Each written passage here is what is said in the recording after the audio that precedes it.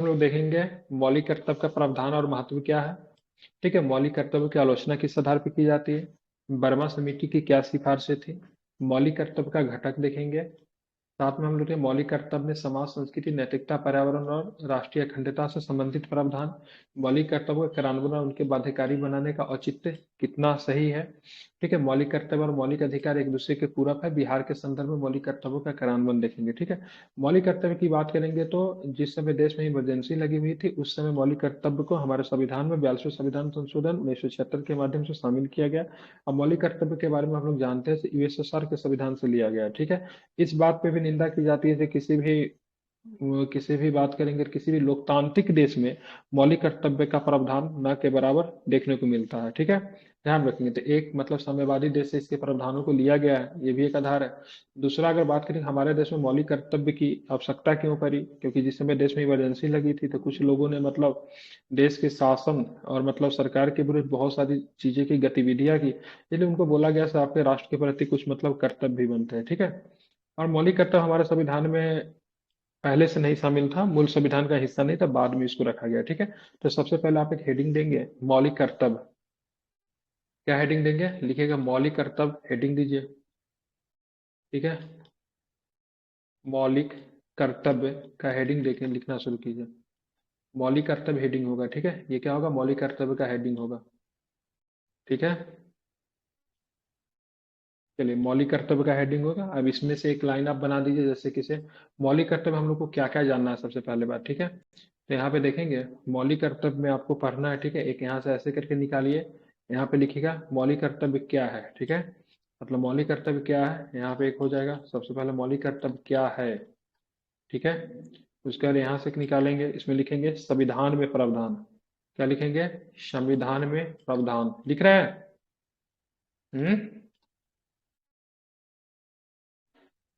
लिख रहे हैं कि नहीं लिख रहे हैं? संविधान में सर। प्रावधान। ठीक है, तीसरा में लिखेंगे, इसी में लिखेंगे क्या, कानून। क्या है मतलब इन सब चीजों के बारे में अध्ययन करेंगे, कानून। ठीक है, उसके बाद लिखेंगे इसमें आलोचना। ठीक है, इसी सारे चीजों का हम लोग नीचे क्या करेंगे, एक्सप्लेन करेंगे, क्या, आलोचना। ठीक है, आप चलिए आगे। ठीक है, बाध्यता। क्या लिखेंगे, बाध्यता। ठीक है, चलिए आप लिखेंगे बाध्यता के बाद क्या लिखेंगे। ठीक है, वर्तमान में चर्चा का विषय। क्या लिखेंगे, वर्तमान में। ठीक है, वर्तमान में चर्चा का विषय। मौलिक अधिकार आपका वर्तमान में, मौलिक कर्तव्य वर्तमान में चर्चा के विषय भी रहा है। ठीक है, अंतिम में लिखेंगे मौलिक कर्तव्य और मौलिक अधिकारों में संबंध। ठीक है, मौलिक कर्तव्य और, ठीक है, मौलिक अधिकार क्या है, मौलिक, ठीक है, अधिकार में संबंध। ठीक है, क्या लिखेंगे, संबंध। देखिए, देखिए, गांधी जी ने कहा था अगर सभी लोग अपने कर्तव्य को, ठीक है, अच्छे तरीके से अगर पालन कर लेते हैं तो किसी भी व्यक्ति को अपने अधिकार के लिए लड़ना ही नहीं पड़ेगा। ठीक है, मतलब मान लीजिए आपका कोई कर्तव्य है, अगर आपका कोई अधिकार हो तो किसी का वो कर्तव्य बनता है, किसी का कोई अधिकार है तो आपका वो कर्तव्य हो जाता है। ठीक है, मतलब अगर सभी लोग अपने कर्तव्य को अच्छे तरीके से अगर पालन कर ले तो कभी भी अधिकारों की मांग होगी ही नहीं। इसलिए बोला जाता है कर्तव्य और अधिकार एक दूसरे के क्या है, पूरक है। ठीक है, जैसे मान लिया आप सड़क पे चलते हैं, तो सड़क पे चलते हैं तो क्या आपका सड़क पे चलना आपका क्या अधिकार है। ठीक है, सड़क पे चलना क्या अधिकार है। जब सड़क पे चलना आपका अधिकार हो तो किसी व्यक्ति का जरूरी कर्तव्य बनता है सड़क पे मतलब गाड़ी अच्छे तरीके से चलाए, जेब्रा क्रॉसिंग पे गाड़ी को रोक दे, ट्रैफिक रूल्स का पालन करे, तब तो आप सड़क पे अच्छे से चल पाएंगे ना। नहीं तो पता चलेगा आप सड़क पे चल रहे हैं, कोई आदमी क्या कि गाड़ी से जाके कहीं भी आपको धक्का मार दे। ठीक है, तो क्या होगा, वहां पे आपका अधिकार अधिकार का हनन हो गया। ठीक है, तो अगर आप अपने कर्तव्य को अगर अच्छे से पालन करते हैं तो उससे किसी दूसरे का अधिकार भी सुरक्षित होता है। ठीक है, तो इसीलिए कर्तव्य और अधिकार एक दूसरे के क्या है, पूरक है। ठीक है, अगर लोग अपने कर्तव्य को अच्छे से निभाने लगे तो कभी भी किसी को भी अपने कर्तव्य को, सॉरी, किसी को भी अपने अधिकार को मांगने की आवश्यकता नहीं पड़ेगी। ठीक है, ध्यान रखेंगे। तो समझ गए, इतना चीज आपने लिख लिया। सबसे पहले मौलिक कर्तव्य का टॉपिक बनाना था। ठीक है, वहां से मतलब एक लाइन निकाल के यहाँ पे लिखना है क्या है, क्या है मौलिक कर्तव्य, क्या है सीधे। दूसरा नंबर पे क्या था, संविधान में प्रावधान। तीसरा में क्या था, कानून। इसमें आलोचना लिखना था, इसमें क्या था, बाध्यता था, इसमें क्या था, वर्तमान में चर्चा का विषय, ठीक है, अंतिम में क्या था, मौलिक कर्तव्य और मौलिक अधिकार में संबंध। ठीक है, हो गया। चलिए आप यहाँ पे क्या करेंगे, डैश देके लिखना शुरू कीजिए, डैश देके लिखना शुरू कीजिए। ठीक है, यहाँ पे डैश दीजिए, मतलब एरो का सिंबल दीजिए, आप लिखना शुरू कीजिए। ठीक है, भारत के संविधान में, भारत के संविधान के, भारत के संविधान के, ठीक है, भारत के संविधान के, भारत के संविधान के 4A अनुच्छेद में, ठीक है, अनुच्छेद कितना है, 4 और ए, और लाइट कट गया। भारत के संविधान के 4A, 4A,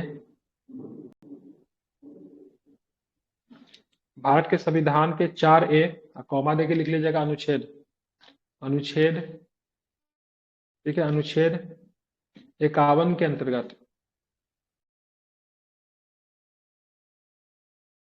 4A अनुच्छेद 51 के अंतर्गत, 51 के अंतर्गत 11 मौलिक कर्तव्यों का प्रावधान किया गया है। कितने मौलिक कर्तव्यों का प्रावधान किया गया है, 11 मौलिक कर्तव्यों का प्रावधान किया गया है। ठीक है,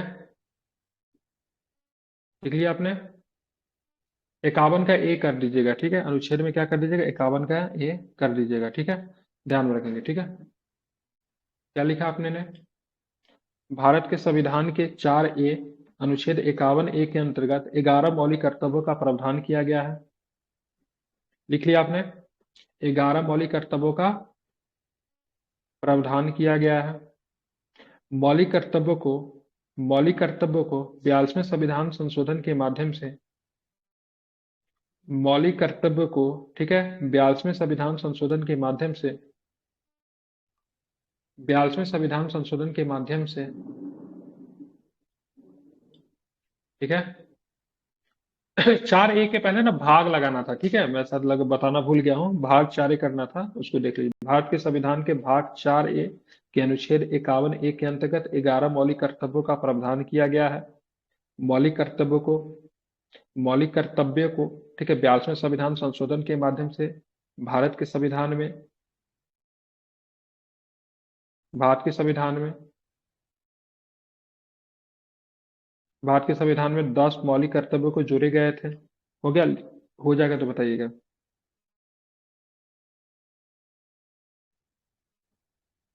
लिख लिया आपने, छूटा तो बताइए। हेलो,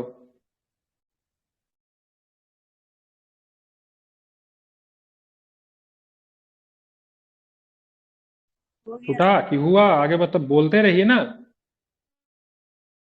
कहाँ तक लिख लिया आपने, मौलिक कर्तव्यों को 42वें संविधान संशोधन के माध्यम से भारत के संविधान में 10 मौलिक कर्तव्यों को जोड़े गए थे। ठीक है, 86वें संविधान संशोधन 2002 के माध्यम से, 86वें संविधान संशोधन,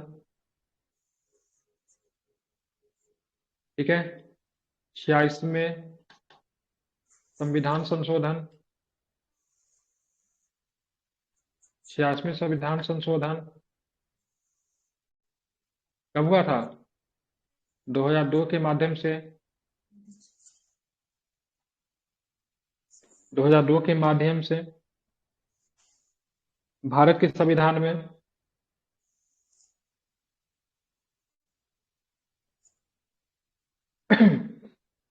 86वें संविधान संशोधन 2002 के माध्यम से भारत के संविधान में 11वें मौलिक कर्तव्य को जोड़ा गया।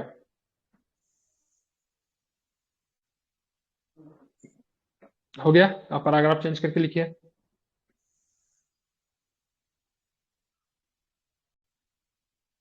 86वें संविधान संशोधन 2002 के माध्यम से भारत के संविधान में 11वें मौलिक कर्तव्य को जोड़ा गया। पैराग्राफ चेंज करके लिखेंगे, लिखे, लोकतांत्रिक व्यवस्था में, लोकतांत्रिक व्यवस्था में अधिकार और कर्तव्य दोनों जरूर होते हैं। लोकतांत्रिक व्यवस्था में अधिकार और कर्तव्य दोनों जरूरी होते हैं। लोकतांत्रिक व्यवस्था में, लोकतांत्रिक व्यवस्था में, लोकतांत्रिक व्यवस्था में अधिकार और कर्तव्य दोनों जरूरी होते हैं। दोनों जरूरी होते हैं।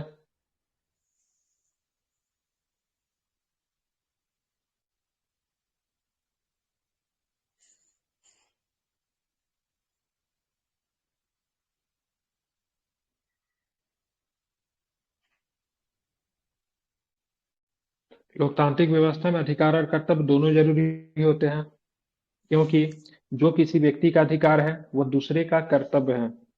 क्योंकि क्योंकि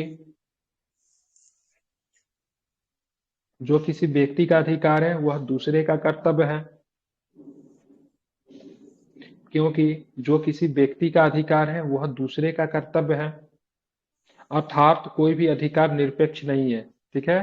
अर्थात कोई भी अधिकार क्या है, निरपेक्ष नहीं है। कोई भी अधिकार क्या है, निरपेक्ष नहीं है।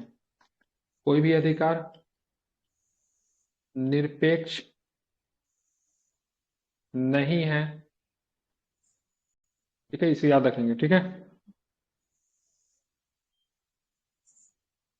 ठीक है, देखिए पहला पॉइंट हो गया, इसी में फिर एरो का चिन्ह देके फिर दूसरा लिखिए। छूटा क्या?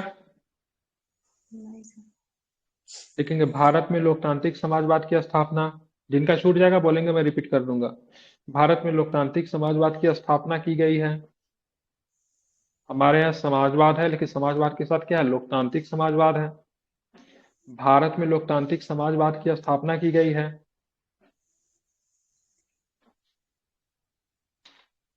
भारत में लोकतांत्रिक समाजवाद की स्थापना की गई है, जिसके तहत जिसके तहत जिसके तहत अधिकारों के अधिकारों के साथ अधिकारों के साथ कर्तव्यों का मिलना आवश्यक है। जिसके तहत जिसके तहत अधिकारों के साथ कर्तव्यों का मिलना आवश्यक है।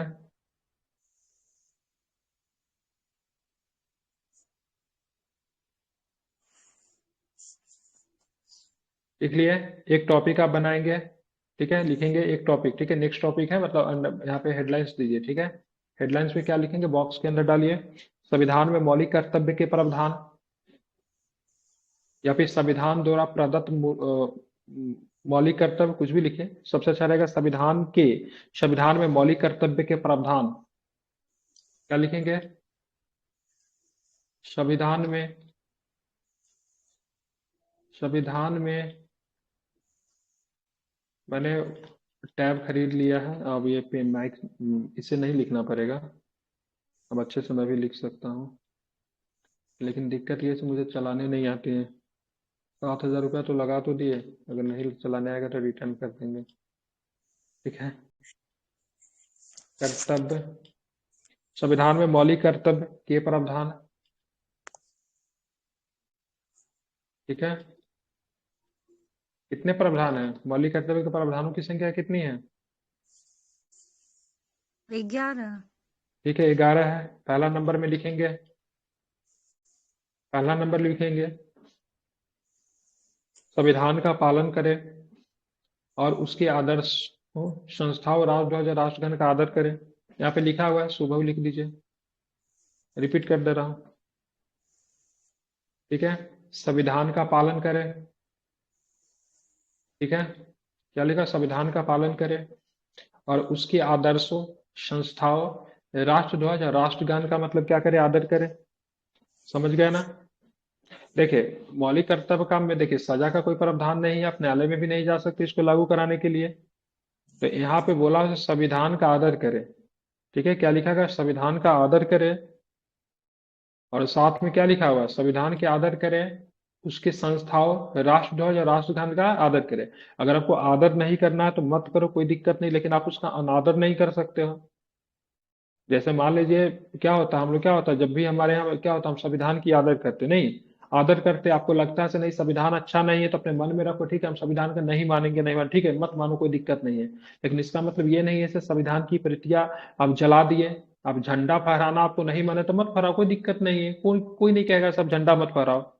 लेकिन आप झंडा को फहराए, ठीक है, उसको मतलब समय के साथ उसका अंधेरा में फहराते हुए छोड़ दिए, बारिश हो रही उसमें छोड़ दिया आपने, झंडा नीचे गिरा हुआ है, तो ऐसे कंडीशन पे आपने क्या किया, राष्ट्रध्वज का अपमान कर दिया, तो फिर आप सजा के मतलब क्या हो जाएंगे, पात्र हो जाएंगे।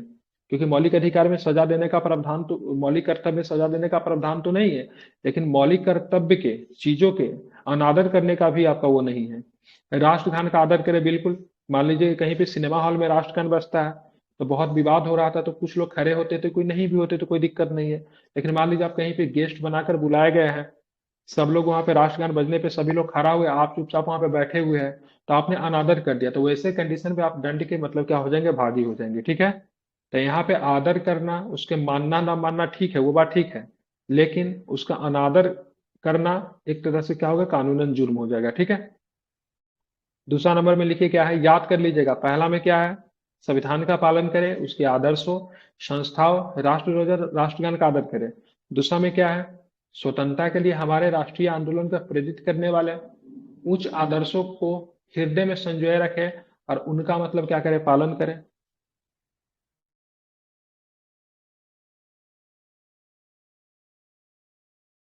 ठीक है, तो आप दूसरा में ये लिख देंगे, स्वतंत्रता के लिए हमारे राष्ट्रीय आंदोलन को प्रेरित करने वाले उच्च आदर्शों को हृदय में संजोए रखें और उनका क्या करें, पालन करें। ठीक है, ये हमारा दूसरा हो गया। ठीक है, टोटल 11 है। अब मान लीजिए आपको लगता है गांधी जी ने ठीक काम नहीं किया, तो आपका व्यक्तिगत विचार है, ठीक है, आपको नहीं मानना गांधी जी को मत मानिए, कोई दिक्कत नहीं है। लेकिन सार्वजनिक स्तर पर जाके गांधी जी की तस्वीर को जला देना, उनके मूर्ति को तोड़ देना, क्या हो गया, एक तरह से उनका अनादर करना हो गया। तो यहाँ पे वो तो भले ही सजा का प्रावधान है, लेकिन यहाँ पे क्या कर दिया आपने, एक क्राइम कर दिया, ठीक है, ध्यान रखें, जुर्म किया, ठीक है, तो ऐसे कंडीशन में सजा दिया जा सकता है। ठीक है, और इसके लिए देखेंगे समय समय पे बहुत सारे नियमों भी बने हैं, जैसे कुछ कुछ मौलिक कर्तव्य है, उसके लिए सरकार ने अधिनियम के माध्यम से कानून वगैरह बना दिए, जिसके ऊपर हम लोग आगे चर्चा करेंगे। तीसरा नंबर लिखेंगे, भारत की संप्रभुता, एकता और अखंडता की रक्षा करे, उसे अक्षुण्ण रखे। भारत की संप्रभुता, एकता और अखंडता की रक्षा करे। रक्षा की जगह पे क्या कीजिए, ऐसा कीजिए आप, रक्षा की जगह पे, ठीक है, ठीक है, भारत की संप्रभुता, एकता और अखंडता की रक्षा करे और उसे अक्षुण्ण रखे।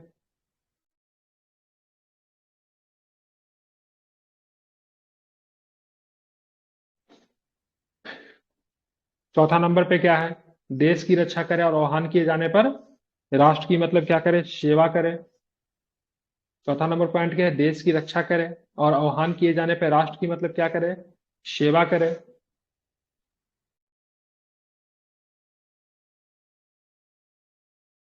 नंबर 5 में क्या लिखेंगे, भारत के सभी लोगों में समरसता और समान भातृत्व की भावना का भी निर्माण करे, जो धर्म, भाषा और प्रदेश या वर्ग पर आधारित सभी भेदभाव से परे हो, ऐसी प्रथाओं का त्याग करे या फिर परित्याग करे, जो स्त्रियों के सम्मान के मतलब क्या हो, विरुद्ध हो। ठीक है, धीरे जो धीरे। लाइन लिखी हुई है उसको हूबहू कॉपी करना, कोई दिक्कत नहीं है। क्या बोलिए। हम्म। थोड़ा धीरे धीरे बोले ना, लिखने में नहीं बन। देख के लिखना है तो फिर दिखने में क्यों नहीं बन रहा, देख के लिखने में भी दिक्कत हो रही है।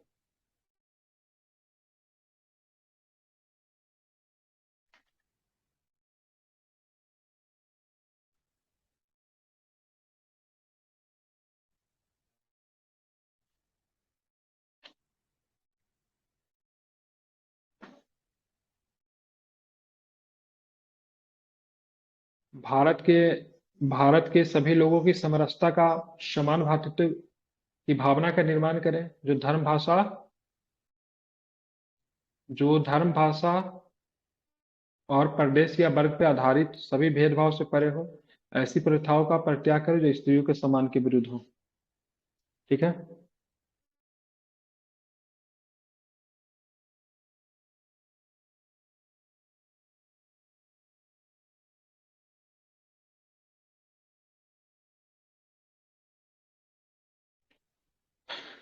समझ गया।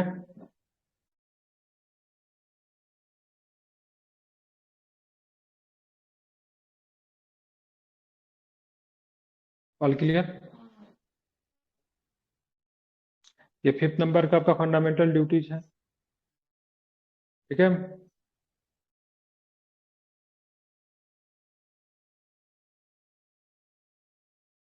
और ये आपको यूएसएसआर के कॉन्स्टिट्यूशन से लिया गया, इतना तो आपको पता ही है। किसी भी डेमोक्रेटिक नेशन की बात करेंगे, लोकतांत्रिक देश की बात करेंगे, तो हमें फंडामेंटल ड्यूटीज की बात नहीं कही गई है। ठीक है। तो इसको यूएसएसआर के कॉन्स्टिट्यूशन से लिया गया, इसको ध्यान रखिएगा। भारत में भी वैसी परिस्थिति में इसको लागू की गई थी, जिस हमारा हमारे देश में क्या था, हमारे देश में इमरजेंसी लगा हुआ था, पता ही है आपको। तो इसके ऊपर समय समय पर विवाद भी मतलब होती रही है।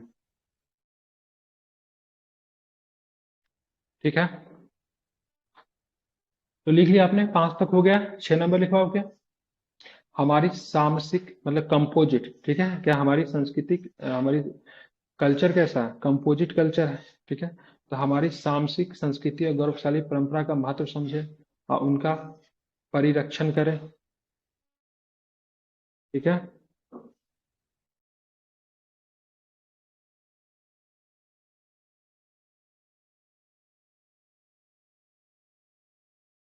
लिख लिया आपने। हमारी सामसिक संस्कृति और गौरवशाली परंपरा का महत्व समझे और उनका परिरक्षण करें।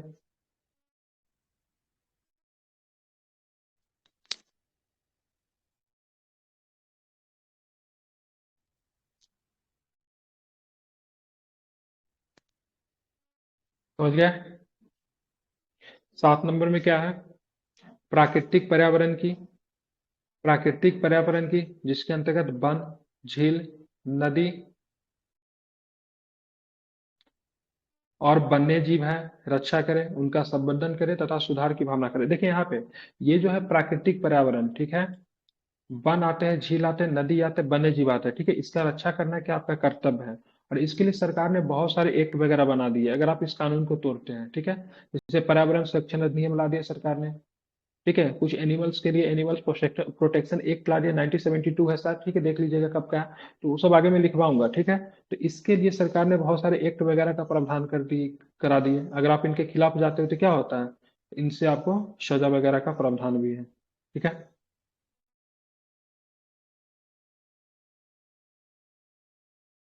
तो 7 नंबर में क्या है, तो प्राकृतिक पर्यावरण की, ठीक है, जिसके अंतर्गत वन आते हैं, झील आते हैं, नदी और वन्य जीव हैं, रक्षा करें, उनका संवर्धन करें तथा सुधार की भावना का विकास करें।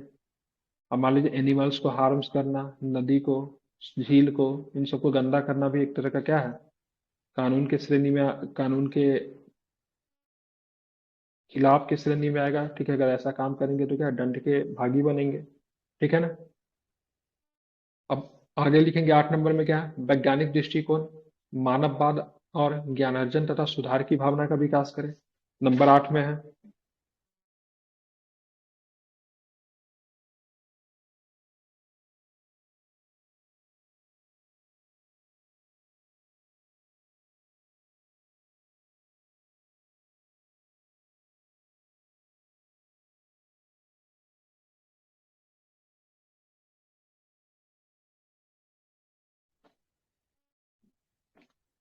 वैज्ञानिक दृष्टिकोण, मानववाद और ज्ञानार्जन तथा सुधार की भावना का विकास करें।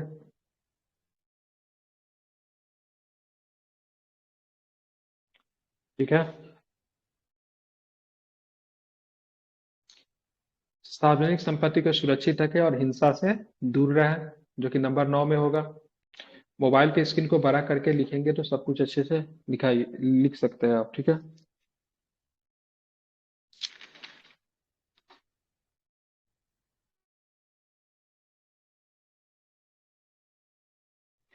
नंबर 9 में क्या लिखा आपने, सार्वजनिक संपत्ति को सुरक्षित रखें और हिंसा से मतलब क्या रहे, दूर रहे। 10 नंबर में लिखिए, व्यक्तिगत और सामूहिक गतिविधियों के सभी क्षेत्रों में उत्कर्ष की ओर बढ़ने का सतत प्रयास करें, जिससे राष्ट्र निरंतर बढ़ते हुए प्रयत्न और उपलब्धि की नई ऊंचाइयों को छू ले। सुमन कुमारी क्लास रेगुलर नहीं करती है, आप रेगुलर नहीं रहेगी होली के बाद तो रिमूव कर दिया जाएगा ग्रुप से और पैसा भी नहीं लौटाया जाएगा। ठीक है, लास्ट वार्निंग समझ लीजिए आप। ठीक है, 1 तारीख तक सब कुछ एडजस्टमेंट करके रेगुलर क्लास शुरू कर दीजिए, नहीं तो 1 तारीख के बाद रिमूव कर दिया जाएगा और पैसा जो दी गई थी वो भी डूब जाएगा। समझ गई ना? 10वां नंबर क्या है? व्यक्तिगत और सामूहिक गतिविधियों से सभी क्षेत्रों में उत्कर्ष की ओर बढ़ने का सतत प्रयास करें, जिससे राष्ट्र निरंतर बढ़ते हुए प्रयत्न और उपलब्धि की नई ऊंचाइयों को छू ले। ठीक है, इसी ग्रुप से नहीं, हर जगह से। पहले रेगुलर करती थी, मन लगा के पढ़ती थी, क्या पता आजकल कहाँ रहती है। 11 नंबर में लिखिए, यदि माता पिता, ठीक है, यदि माता पिता, ठीक है, क्या,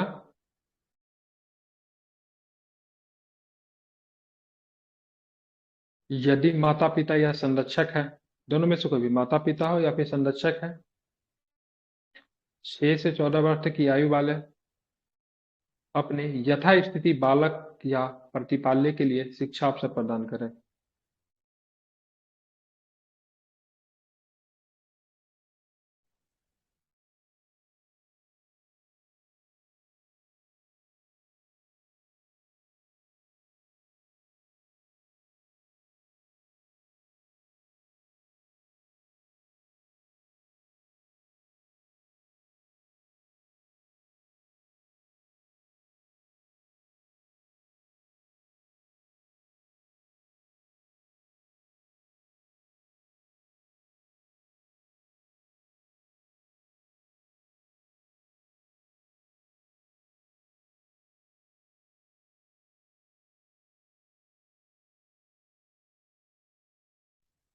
हो गया कंप्लीट?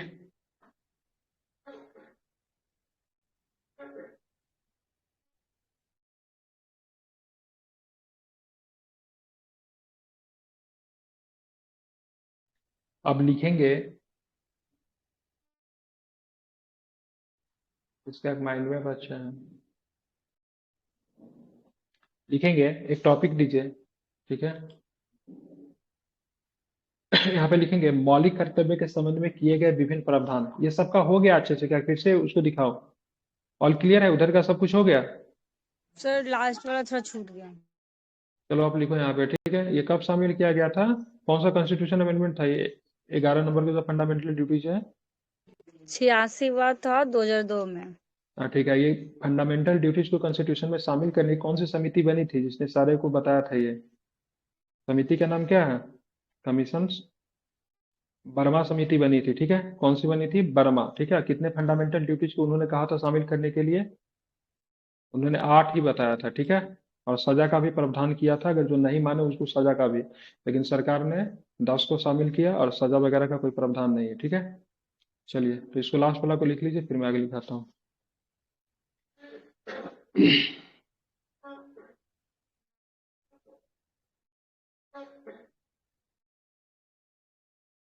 हो गया?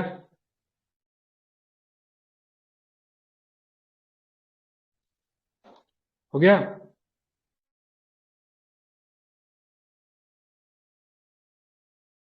जी सर हो गया। चलिए, मौलिक कर्तव्यों के संबंध में किए गए विभिन्न प्रावधान, ठीक है। मौलिक कर्तव्यों के संबंध में किए गए विभिन्न प्रावधान, ठीक है। एक मतलब वो हेडिंग दीजिए और उसको बॉक्स के अंदर डाल के उसके पॉइंट्स बना के लिखना होगा, ठीक है। एक माइंड मैप बता रहा हूँ, उसको बना लीजिएगा। मौलिक कर्तव्यों के संबंध में किए गए विभिन्न प्रावधान। मौलिक कर्तव्यों के संबंध में किए गए विभिन्न प्रावधान।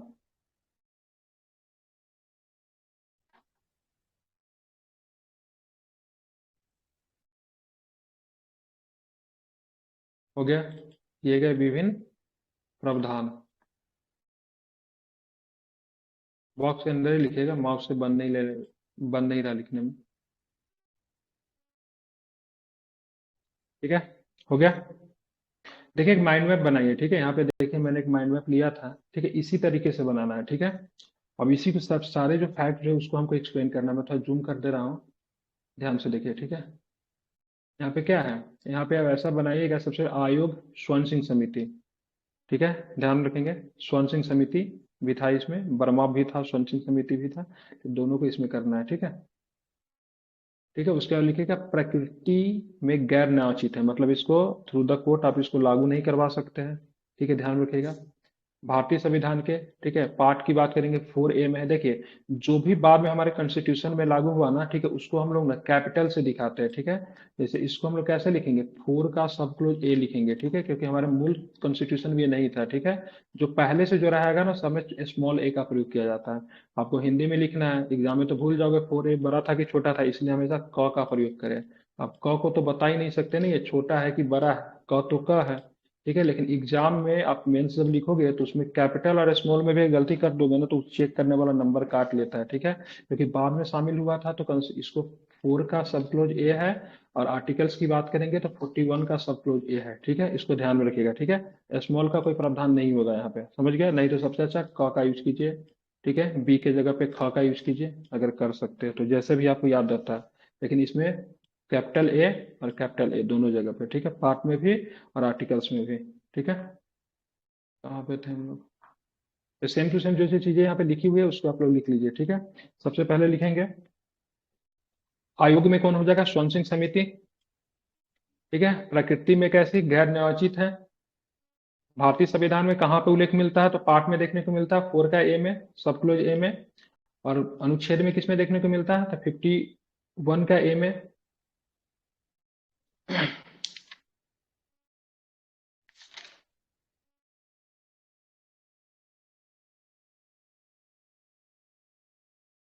लिख लिया आपने। ये सारी चीजों के लिखना, आप कैसे बनाएंगे कॉपी पे उसको देख लीजिए, लेकिन सारी चीजों को अच्छे से दर्शाना है। और नहीं तो एक काम कर सकते हैं इसको लिखने के लिए, ठीक है, जैसे मैंने जो टॉपिक लिखवाया है, ठीक है, उस टॉपिक को आप लोग चाहे तो ऐसे कर सकते हैं, जैसे एक मिनट बता दे रहा हूँ, जैसे एक सेकेंड।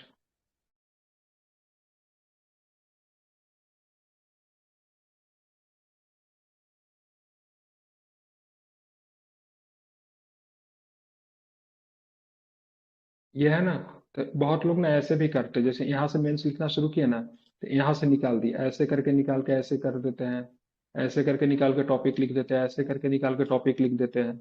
और कॉपी में अगर नहीं बन रहा है, क्योंकि काफी इसमें 8-10 पॉइंट मुझे लिखाने हैं, तो आप सबसे अच्छा ABCD करके लिख लीजिए, ठीक है, 1 नंबर 2 नंबर करके लिख लीजिए, जो भी सही लग रहा है। अगर कॉपी में माइंड में बनाने में नहीं बन रहा है, क्योंकि इसमें 8-10 पॉइंट है, ठीक है, तो ABCD करके लिखिए, ठीक है। सबसे पहले आयोग लिखिए, आयोग में स्वर्ण सिंह समिति, आयोग क्या हो जाएगा, आयोग में क्या हो जाएगा, स्वर्ण सिंह समिति। लेकिन वर्मा समिति के भी जो अनुशंसा जो की गई थी वो भी इंपॉर्टेंट है, ठीक है। कौन सा हो जाएगा, स्वर्ण सिंह समिति, ठीक है। आयोग में क्या हो जाएगा, स्वर्ण सिंह समिति। 2 नंबर पॉइंट में लिखे, प्रकृति कैसी है इसकी, गैर नियोजित। प्राकृतिक गैर न्यायोचित है, ठीक है। फंडामेंटल राइट की प्रकृति वर्मा कैसी है, समिति भी लिखेंगे, क्या। आयोग में वर्मा समिति भी लिखेंगे। नहीं, अभी नहीं लिखना। वर्मा समिति ने कुछ अनुशंसाएं की थी, लेकिन सरकार ने उसकी अनुशंसा को नहीं माना था। उसने सजा वगैरह का भी प्रावधान की थी, से अगर कोई नहीं मानता है तो सजा वगैरह का प्रावधान है। जैसे अब रशिया वगैरह में जाओगे ना, तो कोई भी कम्युनिस्ट कंट्री जो होता है फंडामेंटल ड्यूटीज को बहुत ही स्ट्रिक्टली लागू करवाता है, ठीक है। अगर वहां पे राइट तो होता नहीं है, लेकिन राष्ट्र के प्रति आपकी ड्यूटी बहुत ज्यादा है। जबकि हमारे यहाँ पे क्या बोला गया, हमारे यहाँ पे बोला मौलिक अधिकार, फंडामेंटल राइट और फंडामेंटल एक दूसरे के पूरक है। अगर लोग अपना ड्यूटीज को अच्छे से अगर पूरा करना अगर सीख जाए, तो लोगों का अधिकार की बात ही नहीं होगी, क्योंकि किसी का ड्यूटीज है तो किसी का अधिकार है। आप अगर अधिकार की बात करती है, तो आपका अधिकार तभी पूरा हो सकता है जब कोई कोई व्यक्ति अपने कर्तव्य को अच्छे ढंग से पूरा करे, ठीक है। इसमें प्रकृति में कैसे लिखेंगे, गैर नियोजित हो जाएगा, प्रकृति लिख दीजिएगा, ठीक है, प्रकृति लिखे डैश दीजिएगा, उसमें लिखे गैर नियोजित, ठीक है, नियोजित। ये माउस से बन नहीं रहा है, ठीक है, हो गया। 3rd नंबर पॉइंट में क्या लिखेंगे, भारतीय भाग। संविधान में उल्लेख, ठीक है, भारतीय संविधान में उल्लेख, ठीक है। तो भाग कौन सा हो जाएगा, भारतीय संविधान में उल्लेख डैश देके लिखेगा, भाग में क्या हो जाएगा, 4 का सब क्लोज ए, ठीक है। अनुच्छेद आर्टिकल्स कौन सा हो जाएगा, अनुच्छेद कितना हो जाएगा, 51 का सब क्लोज ए हो जाएगा, ठीक है, ये हो गया।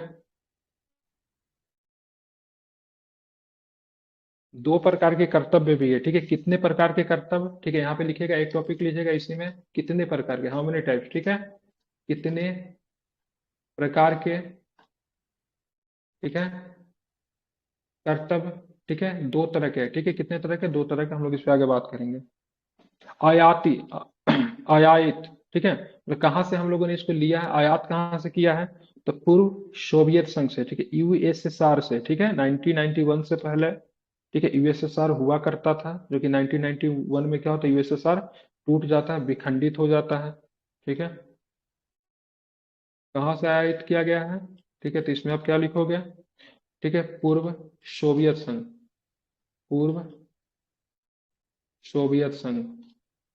यूएसएसआर की स्थापना कब हुई थी? 1991 में टूटा हो तो सबको पता है। स्थापना कब हुई थी यूएसएसआर की स्थापना? 1922 में स्थापना हुई थी। कब हुई थी? 1922 में स्थापना हुई थी। किसके द्वारा? लेनिन के द्वारा। किसके द्वारा? लेनिन के समय में इसकी स्थापना हुई थी। और टूट गया था 1991 में, मिखाइल गोर्बाचोव के समय में टूट गया था, ठीक है, ध्यान में रखिएगा। तो लेनिन ने बनाया, मिखाइल गोर्बाचोव के समय में टूट गया। मिखाइल गोर्बाचोव के भी हाल फिलहाल में देहांत में हुआ था, तो चर्चा का भी विषय बना हुआ था, ठीक है, ध्यान में रखेंगे। हो गया, लिख लिया आपने? कितना नंबर लिख लिया आपने? 5 नंबर में। आयात कहाँ से किया? आयात कहाँ से? तो पूर्व सोवियत संघ से, ठीक है। नेक्स्ट में लिखेंगे, मूल कर्तव्य की कुल संख्या कितनी है? उनके ठीक है, बाद रूट, बस इतना ही लिख के छोड़ दिया।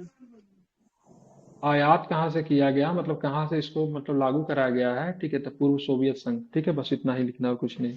ठीक है, मूल कर्तव्यों की कुल संख्या, मूल कितने कर्तव्यों प्रकार? की कुल संख्या, हाँ, मूल कर्तव्यों की कुल संख्या, ठीक है, इस सब को 11 है। एक्सप्लेन करेंगे हम। हाँ, 11 है। मूल कर्तव्यों की कुल संख्या कितना है? 11 है, ठीक है, कितनी है? 11 है, ठीक है। चलिए, आप डैश देके लिखना शुरू कीजिए। इसी में आप एक पॉइंट देके लिखना शुरू कीजिए, ठीक है। ठीक है, इसी में नेक्स्ट में एक पॉइंट देके लिखना शुरू कीजिए। बुलेट मार्क का यूज कर सकते हैं, कोई दिक्कत नहीं है। देखिए, 1976 में, 1976 में 42वें संविधान संशोधन द्वारा,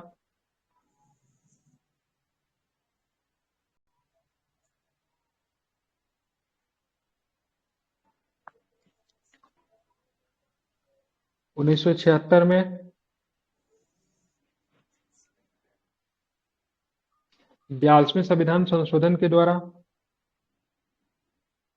कुल मौलिक कर्तव्यों की संख्या 10 थी, ठीक है। हमारे बोल सकते थे 90, मूल संविधान का तो पहली बात ही हिस्सा नहीं है, ठीक है, ध्यान में रखिएगा, मूल संविधान का हिस्सा नहीं है, मतलब हमारा जो संविधान सभा जो बना था उस समय मौलिक कर्तव्य हमारे संविधान में शामिल नहीं था, ठीक है, ध्यान में रखेंगे, ठीक है। 1975 में जब देश में इमरजेंसी जब लगी, या फिर उससे पहले की जो परिस्थिति जो थी, वो बिल्कुल सरकार के खिलाफ मतलब माहौल तैयार हो गया था, ठीक है। कुछ लोग संविधान का विरोध कर रहे थे, कुछ लोग सरकार का विरोध कर रहे थे। तो इंदिरा गांधी सरकार को लगा से नहीं, मतलब कुछ ऐसा मतलब करना चाहिए जिससे लोगों को अपने राष्ट्र के प्रति, ठीक है, अपने देश के प्रति, ठीक है, कर्तव्य का भी मतलब क्या हो, बोध हो, ठीक है, इसलिए स्वर्ण सिंह समिति बनाई गई। स्वर्ण सिंह की बात करेंगे तो इंदिरा गांधी गवर्नमेंट में वरिष्ठ मंत्री रहे थे, ठीक है, रक्षा मंत्रालय जैसे, रक्षा मंत्री जैसे वरिष्ठ पद पे मतलब कार्य कर चुके थे, ठीक है, स्वर्ण सिंह, ठीक है, बहुत ही वरिष्ठ मंत्री माने जाते थे। ठीक है, लिख लिया आपने? 1976 में 42वें संविधान संशोधन द्वारा कुल मौलिक कर्तव्यों की संख्या मतलब कितनी थी? 10 थी। थी। एक पॉइंट, नेक्स्ट पॉइंट इसी में लिखेंगे, बुलेट पॉइंट बना के लिखें। 66वें संविधान संशोधन के द्वारा 11वां मौलिक कर्तव्य को जोड़ा गया। 66वें संविधान संशोधन, ठीक है, 2002, ठीक है, 66वें संविधान संशोधन 2002 के द्वारा 11वां मौलिक कर्तव्य को जोड़ा गया।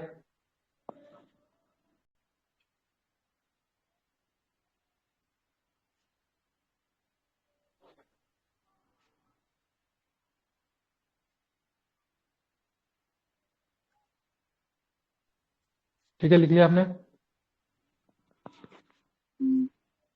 नैतिक कर्तव्य स्वतंत्र, नेक्स्ट पॉइंट में लिखेंगे, नैतिक कर्तव्य स्वतंत्रता के लिए, नैतिक कर्तव्य स्वतंत्रता के लिए,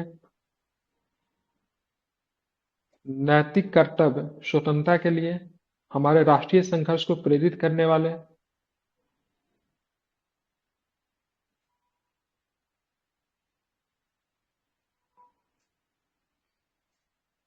हमारे क्या? नैतिक कर्तव्य नैतिक कर्तव्य स्वतंत्रता के लिए हमारे राष्ट्रीय संघर्ष को प्रेरित करने वाले महान आदर्शों का पालन करना,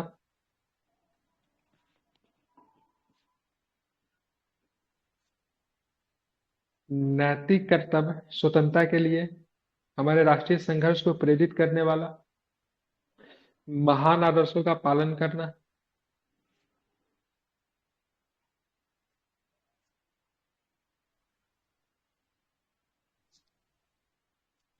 नैतिक कर्तव्य स्वतंत्रता के लिए हमारे राष्ट्रीय संघर्ष को प्रेरित करने वाले महान आदर्शों का पालन करना।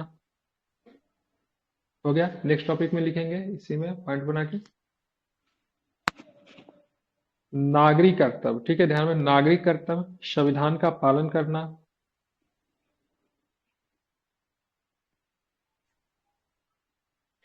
नागरिक कर्तव्य संविधान का पालन करना और उसके आदर्शों, संस्थाओं मतलब जैसे इंस्टीट्यूशन जिसको कहते हैं। ठीक है, कोई केस बताइए जो कि नेशनल फ्लैग से रिलेटेड है। कोई केस का नाम याद है जो नेशनल फ्लैग से रिलेटेड है? हम्म नेशनल फ्लैग से रिलेटेड केस याद आ रहा है कोई? सर जिंदल आदर्श। करके कौन सा केस था?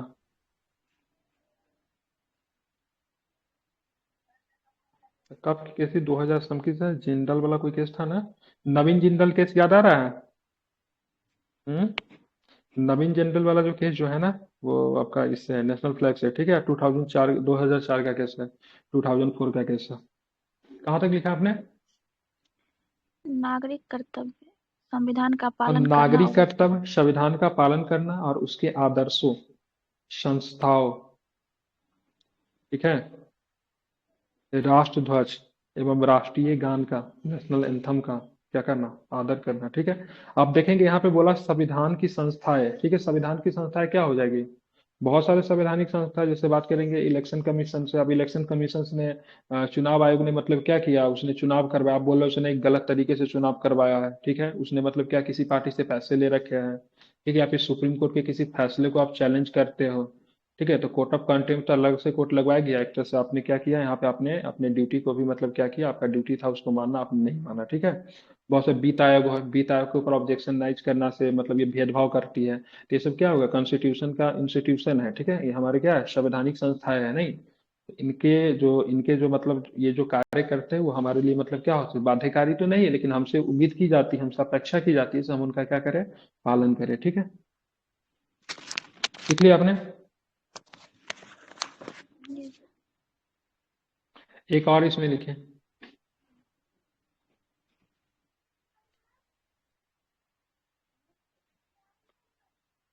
एक एरो, एरो का सिंबल देके इसमें लिखे तो। ठीक है, भारत के संविधान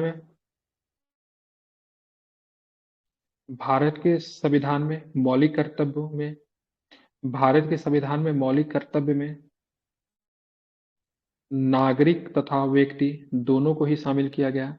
अब ये जानते हैं हमारा मौलिक कर्तव्य जो होता है किसके लिए होता है?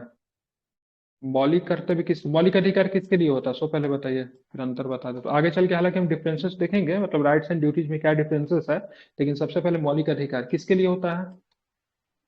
नागरिक नागरिक और के लिए गैर या फिर दोनों के लिए? नागरिक और गैर नागरिक नागरिक। दोनों के लिए। जैसे मैंने बोला 15, 16, 19, मतलब 19 19, 29, 30। ठीक है, 29 ये 30। मूलतः क्या है, केवल नागरिकों को प्राप्त है, बाकी सारे के सारे अधिकार।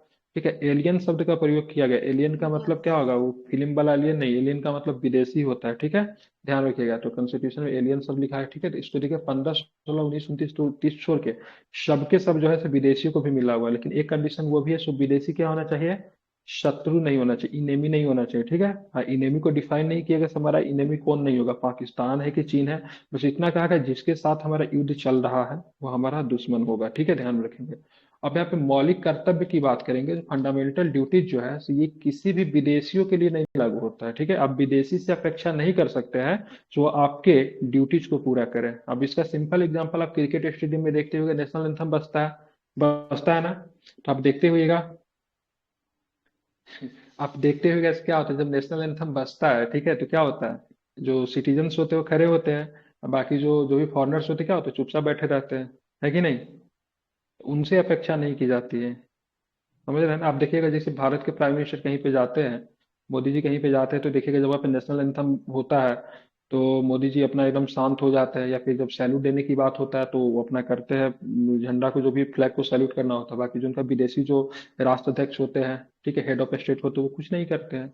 एक कर्तव्य में आते हैं, कर्तव्य की अपेक्षा की जाती है। ठीक है, सो ये रिस्पॉन्सिबिलिटी नागरिकों को होता है, न कि मतलब क्या होता है फॉरनर्स के होते हैं। ठीक है, तो मौलिक अधिकार दोनों के लिए है, लेकिन कर्तव्य केवल केवल किसके लिए, सिटीजन्स के लिए है। ठीक है, इसको आप ध्यान में रखिएगा।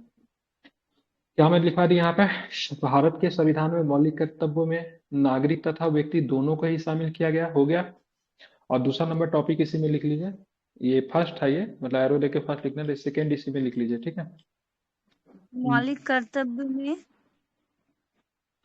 भारत के संविधान में मौलिक कर्तव्य में नागरिक तथा व्यक्ति दोनों को शामिल किया गया है। ठीक है, चलिए आप देखेंगे दूसरा नंबर में लिखेंगे, मौलिक कर्तव्यों की प्रकृति कैसी होती है, गैर न्योचित होती है। मतलब आप इसको कॉन्स्टिट्यूशन के, सॉरी, आप इसको क्या बोलते हैं, कोर्ट के द्वारा इसको लागू लागू नहीं करवा सकते। ठीक है, ध्यान में रखेंगे। तब मौलिक कर्तव्य की भी प्रकृति की बात करें, गैर न्योचित होती है। साथ में किसका होता है, और किसका होता है, गैर न्योचित होता है। सही है। का डीपीएस सर। हाँ बिल्कुल, डीपीएसपी की जी बात करेंगे, उसका भी प्रकृति की बात की, वो भी गैर न्यायोचित होती है। मतलब उसका आर्टिकल्स कौन सा कहता है, भाई उसको न्यायालय के द्वारा लागू नहीं करवा सकते। कौन सा आर्टिकल्स है, 37। 37। ठीक है, बिल्कुल 37 याद रखिएगा। ठीक है,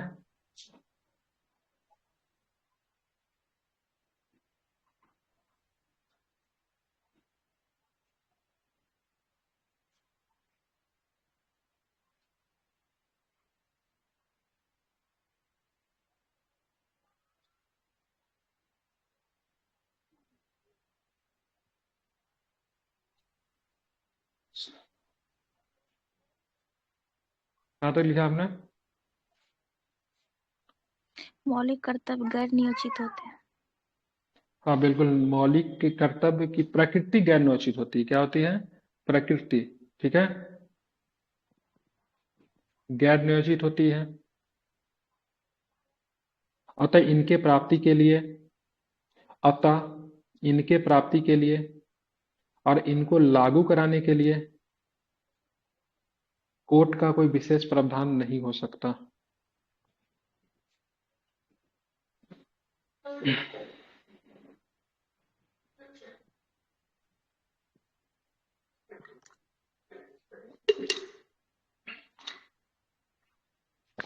आज मैं ज्यादा तैयार ही नहीं कर पाया, लाइट बार बार कट जा रही थी। मेरे यहाँ भी कटी हुई है। मौलिक कर्तव्य के, सॉरी क्या लिखा, मौलिक कर्तव्यों की प्रकृति गैर निश्चित है। अतः इनके प्राप्ति के लिए और इनको लागू कराने के लिए कोर्ट का कोई विशेष प्रावधान नहीं हो सकता है। लिख लिया आपने। अब लिखेंगे मौलिक कर्तव्य का महत्व, इम्पोर्टेंस, इम्पोर्टेंस ऑफ, क्या बोलते हैं इसको, फंडामेंटल ड्यूटीज। मौलिक कर्तव्य के महत्व, मौलिक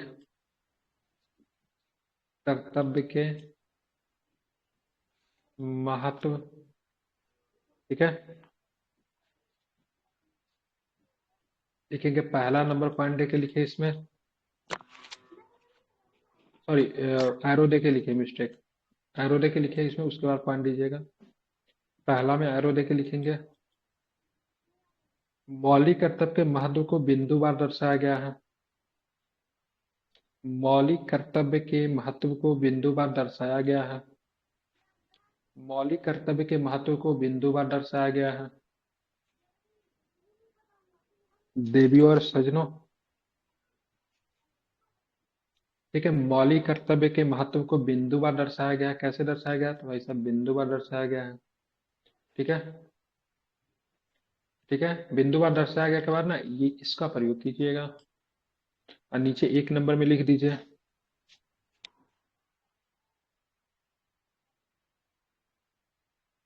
एक नंबर में लिखे, मौलिक कर्तव्य देश के नागरिकों के लिए एक सचेतक के रूप में कार्य करता है। सचेतक समझते हैं क्या होता है, अरे नहीं। सचेतक समझते हैं, सचेतक का मतलब होता है बिहेव जारी करना होता है। किसके द्वारा किया जाता है, सचेतक क्या होता है, बिहेव होता है। ठीक है, WHIP, जब बीहप जारी हो जाता है तो जितने भी जो भी पार्टी अपना बीहप जारी करती है ना, मुख्य सचेतक होता है पार्टी में, उसे कहा जाता है पार्टी लाइन में रह के काम करने के लिए। बीजेपी ने अगर बीहप अगर जारी कर दिया, तो बीजेपी अगर किसी मुद्दे पे वोट करेगी ना, तो उसके जितने भी पार्टी के मेंबर जो होंगे ना, सबके सब मतलब बीजेपी के लाइन को फॉलो करेंगे। क्या बोला?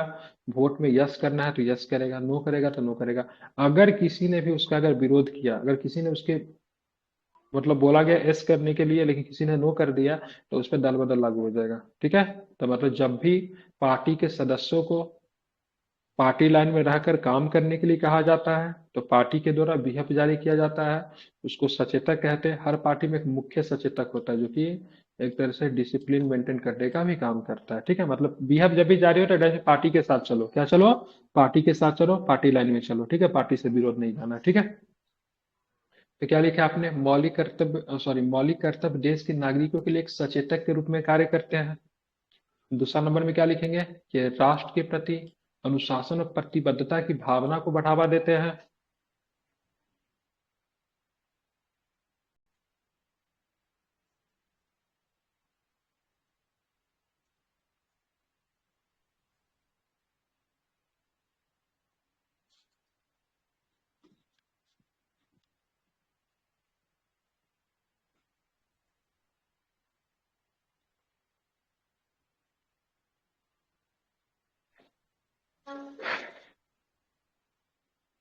क्या था? ये राष्ट्र के प्रति अनुशासन और प्रतिबद्धता की भावना को बढ़ावा देते हैं।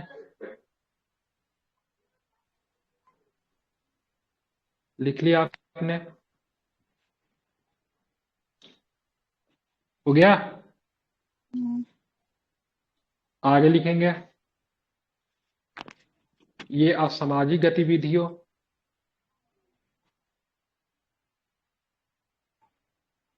असामाजिक गतिविधि मतलब सोशली नॉट एक्सेप्टेड।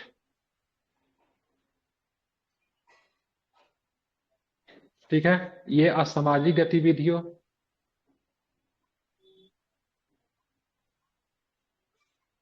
ये असामाजिक गतिविधियों जैसे झंडा जलाना, जैसे झंडा जलाना,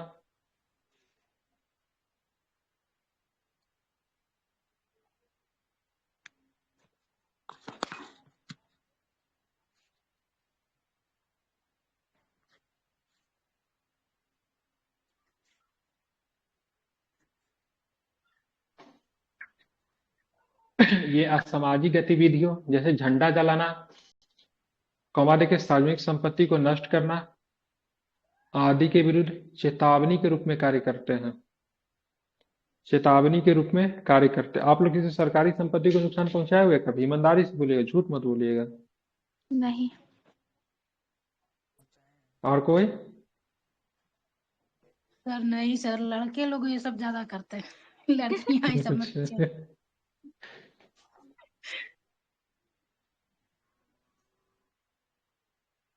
हम लोग ठीक कभी है? नहीं करते। तो ये असामाजिक गतिविधियों जैसे मतलब आप लोग सामाजिक लोग है ना, हम लोग असामाजिक है। झंडा जलाना, सार्वजनिक संपत्ति को नष्ट करना आदि के विरुद्ध एक चेतावनी के रूप में कार्य करते हैं। ठीक है? आगे लिखेंगे इसी में। नेक्स्ट टॉपिक, नागरिकों की सक्रिय भागीदारी सुनिश्चित कर राष्ट्रीय लक्ष्यों को प्राप्त करने में भी मदद करते हैं। ठीक है?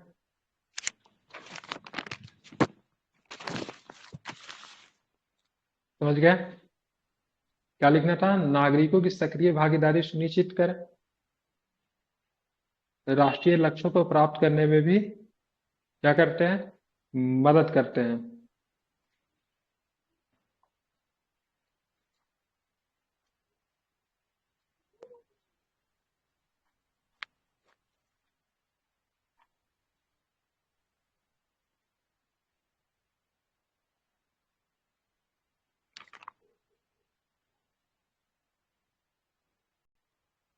क्या बोले सर? अब एक टॉपिक आगे आप दे दोगे, हो गया ये? नागरिकों की सक्रिय भागीदारी। नागरिकों की सक्रिय भागीदारी सुनिश्चित कर राष्ट्रीय लक्ष्यों को प्राप्त करने में भी मदद करते हैं।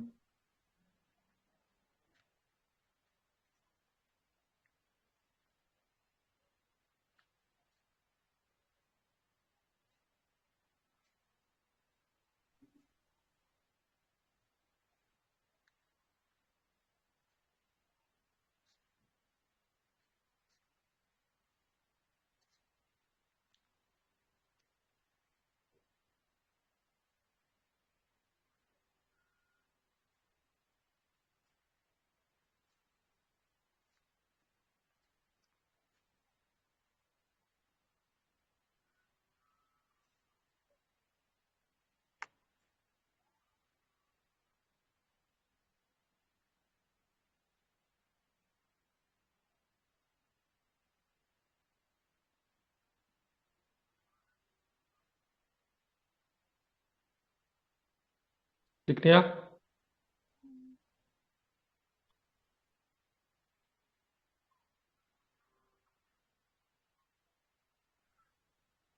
हो गया?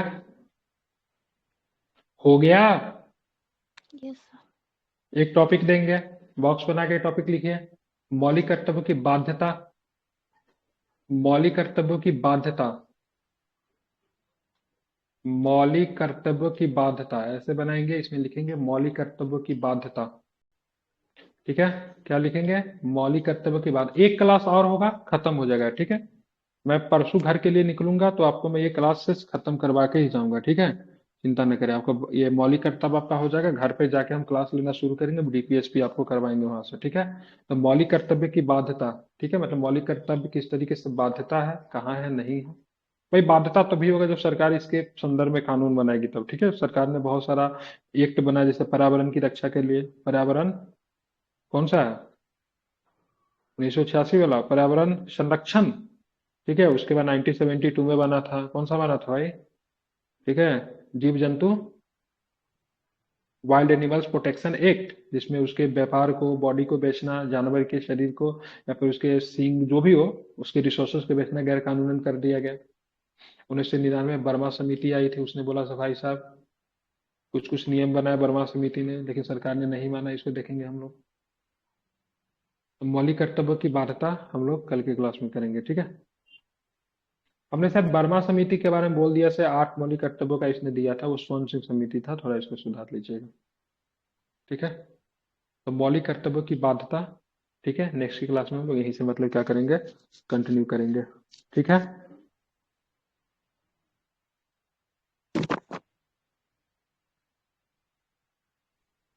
क्लियर? ज्यादा लंबा नहीं है, एक क्लास में और आपका समाप्त हो जाएगा।